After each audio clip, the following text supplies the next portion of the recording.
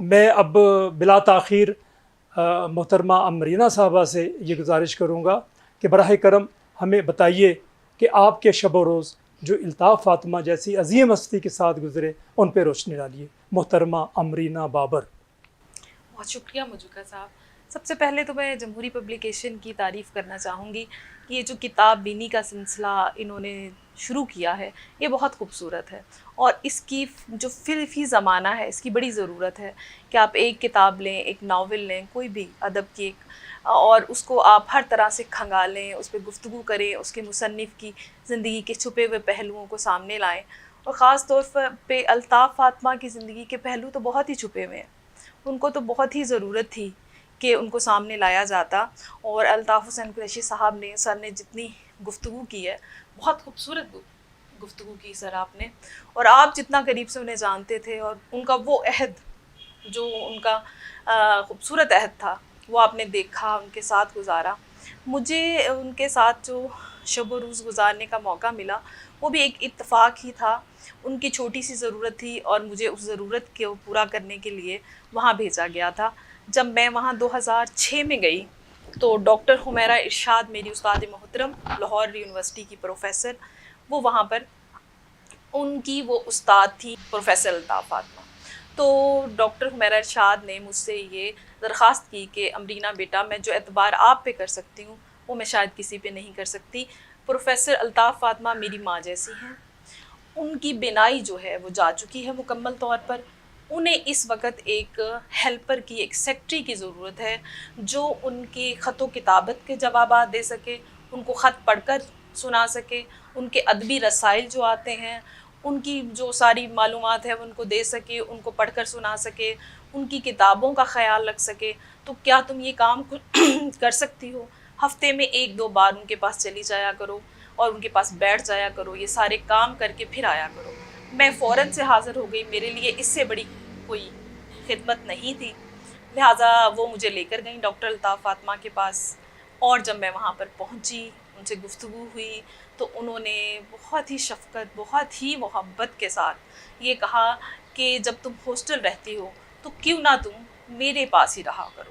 جب بھی تم اکاڑا سے لاہور آؤ تو اپنی جب 2-3 کلاسیں پی ایچ ڈی کی لینے آ رہی ہو تو تم ایسے کیا کرو، قیام ہماری طرف کیا کرو۔ میں نے کہا ٹھیک ہے، یہ میرے لیے اس سے زیادہ خوش نصیبی اور کیا ہو سکتی ہے۔ ابا سے اجازت لینے کے بعد پھر میں نے ان کے ساتھ جو ہے وہ قیام کیا۔ کیا ہی کمال خاتون تھی، میں کیا کہوں۔ یہ پروگرام ان کی زندگی میں بھی ہونا چاہیے تھا،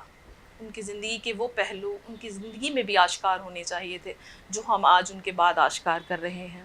شدید ضرورت تھی،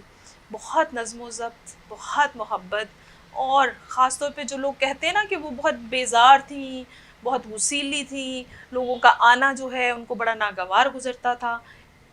ایسا ہرگز نہیں تھا۔ بس ایک بات تھی، وہ کہتی تھی کہ ہم نے اطلاع کر کے آؤ، ضرور آؤ، ہم سے ملو، ہم زمانے کے ساتھ جو ہے وہ رابطے میں رہنا چاہتے ہیں، لیکن ہم سے اجازت لے کر آؤ، ہمیں وقت بتا کر آؤ، طے کر آؤ۔ اور بس یہی کام جو الطاف حسین قریشی صاحب نے بتایا کہ زندگی کے 2 ہی مقصد تھے، پڑھنا اور لکھنا۔ پھر جب میں ان کو خط پڑھ کر سنایا کرتی تھی، ان کے خطوط کے جوابات لکھتی تھی، اور ان کو ادبی رسائل میں جو آیا کرتے تھے وہ سارے مضامین سنایا کرتی تھی۔ پھر ان کے بھانجے نے بہت زبردستی کی، ان کا آپریشن کروایا اور ایک آنکھ کی بینائی واپس آ گئی۔ تو پھر یہ سلسلہ جو ہے ہمارا، جو پہلے اندھیرے سے شروع ہوا تھا وہ پھر روشنی میں بھی آ گیا، اور اس طرح سے پھر جو ہے آپا خود پڑھنے لکھنے لگی، لیکن میری محبت، میرا ان کے ساتھ قیام، جو رابطہ، جو تعلق تھا وہ رہا بھی۔ امرینا، میں صرف آپ سے تھوڑا سا بہت مختصر سا بتائیے گا، کیونکہ ہمارے پاس وہ وقت بھی تو اپنی طرح کھینچ لیتا ہے، تو آپ مجھے یہ بتائیے کہ بہت کوئی خاص بات جو آپ نے ان میں نوٹ کی ہو الطاف آپ۔ پروفیسر الطاف فاطمہ میں بہت خاص بات، بہت ساری خاص باتیں تھیں ان میں نے ایک بات ان کی یہ دیکھی تھی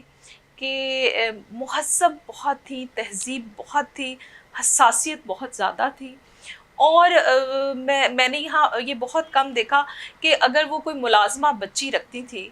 یا بچہ رکھتی تھی تو سب سے پہلے جو انتظام کرتی تھی اس کا قاعدہ اور سلیٹ لاتی تھی، اور چاک لاتی تھی اور کوشش کرتی تھی کہ اس کے لیے تختی بھی لے کر آئیں اور تاکہ اس کو پڑھا سکیں. اور صرف اردو ہی لکھنا نہیں سکھاتی تھی، پڑھانا نہیں سکھاتی تھی، ساتھ سپارہ بھی لاتی تھی، اس کا نورانی قاعدہ بھی لاتی تھی، اور پھر انگلش میں بھی کہتی تھی ہم اسے انگلش بھی پڑھائیں گے. اور میں نے پھر اپنی آنکھوں سے یہ دیکھا کہ جب بچی 4 سال رہی ان کے پاس، جس کا نام نادیہ تھا، اس کو اردو اور انگلش اتنی عمدہ پڑھا دی تھی، گھرداری اتنی اچھی سکھا دی تھی. اور جب اس کی شادی ہوئی تو وہ بہت خوش تھی کہ آپا میں تو اب ایک بڑی سلیقہ مند خاتون جو ہے وہ بہت اچھا، بہت اچھا. دیکھیں نا آپ ایسے لوگ کہاں رہے، کہاں رہے. وہ رول ماڈل تھے وہ لوگ